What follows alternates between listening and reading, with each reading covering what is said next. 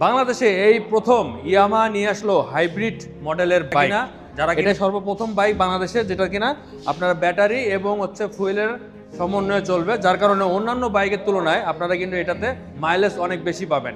এটার mileage claim করা হচ্ছে কোম্পানি থেকে প্রায় 60 কিলোমিটার। তো বুঝতেই পারতেছেন অন্যান্য বাইকের তুলনায় কিন্তু এটার মাইলেজ অনেক বেশি। এছাড়াও এই বাইকটাতে রয়েছে টিএফটি মিটার, যার কারণে কালারফুল সুন্দরভাবে দেখা যায় এবং এটাতে দুইটা থিম থাকবে, অর্থাৎ রাত্রে এবং দিনে দুই রকম থিমে পাবেন। এছাড়াও রয়েছে টিসিএস অর্থাৎ ট্রাকশন কন্ট্রোল। এছাড়াও রয়েছে সিঙ্গেল চ্যানেল এবিএস অর্থাৎ সামনে পিছনে এবং দুইটাতে কিন্তু ডিস্ক ব্রেক, পাশাপাশি সামনেটাতে রয়েছে এবিএস সিস্টেম।